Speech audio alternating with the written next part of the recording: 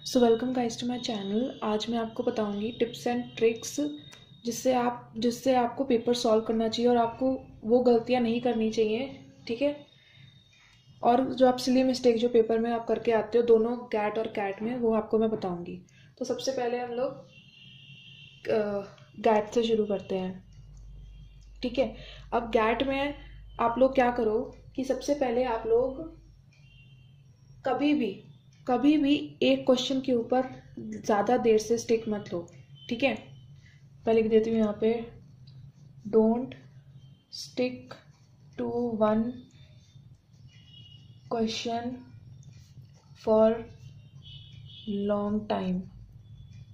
इससे आपका क्या होगा, जो क्वेश्चन आपको आता होगा ना उसमें आपको कम टाइम मिलेगा करने के लिए। और ज़्यादा अगर आपको कम टाइम मिलेगा उस क्वेश्चन में, तो आपसे चांसेस हैं कि आप उस क्वेश्चन में गलती कर सकते हो, कुछ एरर करके आपका आंसर आगे पीछे हो सकता है और आपका ऑप्शन गलत हो सकता है उससे। तो ठीक है, ये गलती बिल्कुल मत करना कि आप क्वेश्चन को एक क्वेश्चन पे आप बिल्कुल स्टिक हो गए कि भाई नहीं मैं तो करके ही रहूंगी इसको आज, जब तब तक ये नहीं होगा तब तक मैं नेक्स्ट लेवल पे नहीं जाऊंगी। ऐसे बिल्कुल भी मत करना, ठीक है। और मैं आपको बताती हूँ कि एक क्वेश्चन पे कितना टाइम देना है। मैथ्स के लिए 1 मिनट से ज़्यादा टाइम नहीं देना है। फिर इंग्लिश में 1 मिनट से ज़्यादा टाइम नहीं देना है क्वेश्चन को। जीके में 15 सेकेंड से ज़्यादा टाइम नहीं देना है। जीके में क्या होता है, या तो आपको आंसर आता होता है या आपको नहीं आता होता है, बीच का कुछ नहीं होता है उसमें। तो ज़्यादा टाइम नहीं देना है। ये आपके अगर पेपर की ऐसी स्ट्रैटेजी होगी तो आप लिख के ले लो मुझसे, आपका पेपर टाइम पे ही पूरा होगा। और लॉजिकल में भी 1 मिनट से ज़्यादा टाइम नहीं लेना है, ठीक है। ये आपकी पेपर स्ट्रैटेजी होनी चाहिए। और इस बार आपको पता है नेगेटिव मार्किंग भी है ऑफ -0.25। तो क्वेश्चन को छोड़ के आ जाओ, उसमें 0 ले आओ, बजाय इसके कि जिस क्वेश्चन को आपने अटेम्प्ट किया है आप उसमें -0.25 ले आओ। क्या होगा आपका कि आपने जो अटेम्प्ट किया होगा वो गलत होगा, तो उसमें तो आपको 0 मिलेगा ही मिलेगा, साथ में जो आपने पीछे का क्वेश्चन 1 मार्क जो आपको मिला होगा उसमें से -0.25 हो जाएगा और वो आएगा आपका 0.75 उस क्वेश्चन में। तो ये गड़बड़ आपको पेपर में नहीं करनी है। अगर आप बिल्कुल ही श्योर होगे तो ही अटेम्प्ट करोगे इस क्वेश्चन को, ठीक है।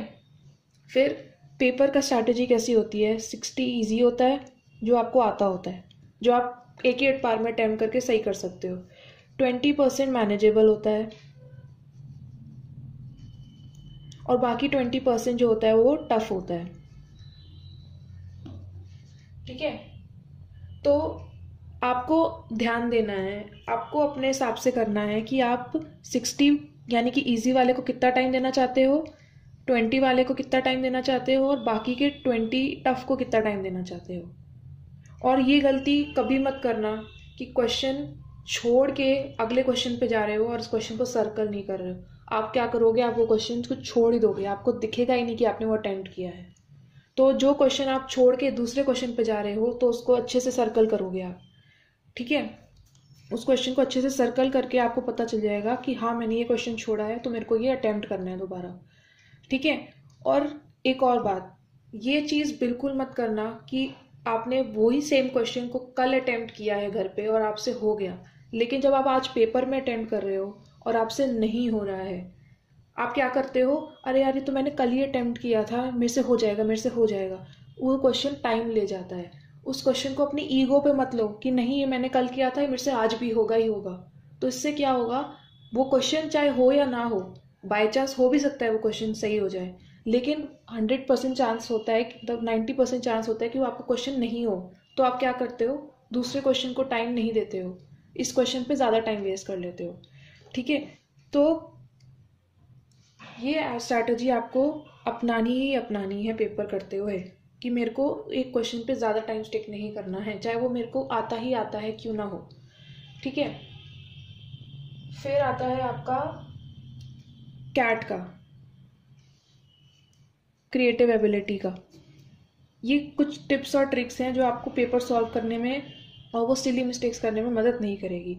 अब कैट में लोग सिली मिस्टेक्स क्या करते हैं, इधर देखो।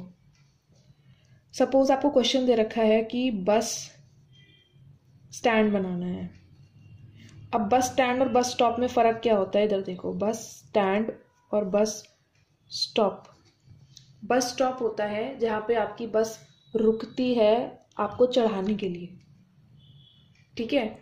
और बस स्टैंड होता है जहाँ पे सारी की सारी बसेस जो होती हैं वो जाती हैं और वहीं पे रुकती हैं। बस स्टेशन और बस स्टैंड एक ही चीज़ होती है, जहाँ पे सारी बसेस एक ही जगह से निकलती हैं। और बस स्टॉप होता है जहाँ पे आप वेट करते हो कि बस आएगी और मैं चढ़ूंगी। तो बच्चे क्या करते हैं, बस स्टॉप की जगह बस स्टैंड बना के आ जाते हैं। तो वो चीज़ पूरे आपको 0 मार्क्स देगी। चाहे आपने अच्छे से कलर किया है, ड्राइंग आपकी कितनी भी अच्छी है, लेकिन आपने क्वेश्चन को मिस इंटरप्रेट किया है, अंडरस्टैंड नहीं किया क्वेश्चन को, तो सीधा आपको 0 मार्क्स मिलेंगे, ठीक है। और अगर आपको क्वेश्चन में लिखा है कि ओनली स्केच आपको लिखा है, ओनली स्केच, और लिखा है डू नॉट कलर, तो गलती से भी कलर नहीं करके आना है, क्वेश्चन सीधा 0 हो जाएगा आपका। वो ये नहीं देखेंगे कि बच्चे ने कलर कर दिया है बस, नहीं, आपका सीधा क्वेश्चन ही गलत हो जाएगा। और सॉफ्ट और ड्राई मटेरियल ही यूज़ करना है, ड्राई पेस्टल्स हो गए आपके, पेंसिल कलर्स हो गए।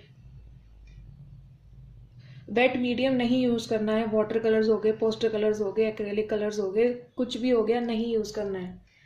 वहाँ पे स्पेशली पेपर में एक तो लिखा भी होगा, और कुछ लोग अगर करते भी हैं, क्योंकि वो पेपर बहुत हल्का होता है, वो उस पेपर के लायक नहीं होता है कि आप वाटर कलर कर सको, इसलिए आपको, अगर आप वाटर कलर करोगे तो वो पीछे भी चला जाएगा और आपका पीछे का क्वेश्चन खराब हो जाएगा, ठीक है।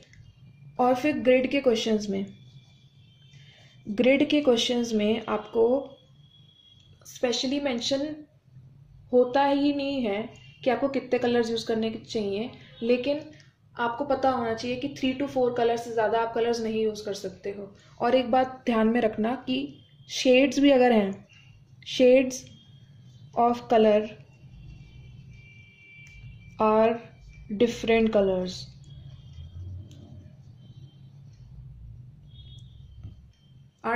कलर्स, अगर आप लाइट ब्लू लेते हो और डार्क ब्लू लेते हो तो वो 2 अलग अलग कलर होंगे, एक कलर नहीं माना जाएगा वो, ठीक है। और आपको बॉक्स के अंदर प्रॉपर शेड करके आना है, वाइट पोर्शन नहीं छोड़ना है, आपको प्रॉपर शेडिंग करनी है। आप ऐसे नहीं कर सकते कि डार्क से लाइट जा रहे हो, नहीं, प्रॉपर शेड करना है, प्रॉपर फिल करना है बॉक्स को, ठीक है। और बेसिक जो क्राइटेरिया होता है पेपर का वो होता है 30, 30 और 40। कभी कभार वो क्या करते हैं, मेरे टाइम पे तो ऐसा नहीं हुआ था, लेकिन वो क्या करते हैं कि इस क्वेश्चन को 2 पार्ट्स में कर देते हैं, 20-20। वैसे ये जो आखिरी का क्वेश्चन आता है, या तो ये आपका स्टोरी टेलिंग पे आता है, या फिर आपका ये स्ट्रिप पे आता है, कॉमिक स्ट्रिप पे आता है, ठीक है, ताकि 4 बॉक्सेस बना के आप कर सको, ठीक है। और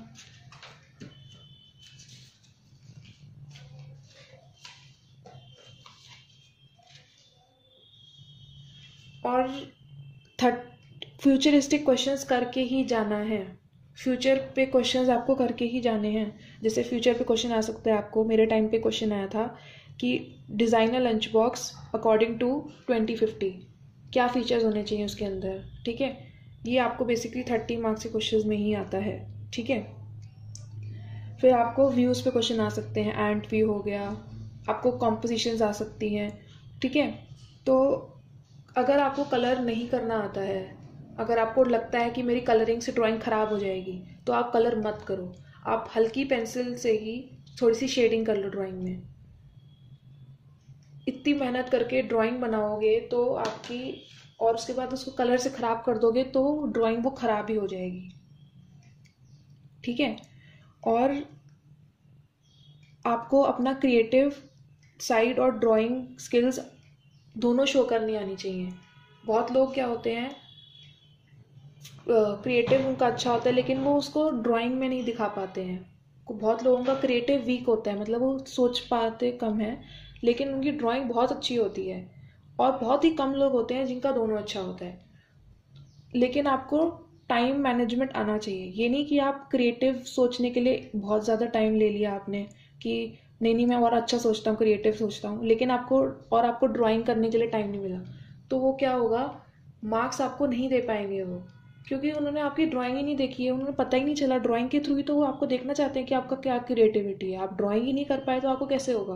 तो दोनों चीज़ें आपको मैनेज करनी आनी चाहिए, ठीक है। इतना टाइम अपनी क्रिएटिविटी को मत दो कि आप ड्राइंग ही नहीं कर पाए, तो वो नेगेटिव इम्पैक्ट भी शो करता है, ठीक है। सो that's it for this video. और अगर आपको कोई भी डाउट है, अगर आपको कुछ भी मुझसे पूछना है, तो आप मुझे कमेंट्स में पूछ सकते हो, मेरे इंस्टाग्राम पे पूछ सकते हो, फेसबुक पे पूछ सकते हो, किसी चीज़ पे भी पूछ सकते हो। So that's it for this video and please subscribe to my channel below.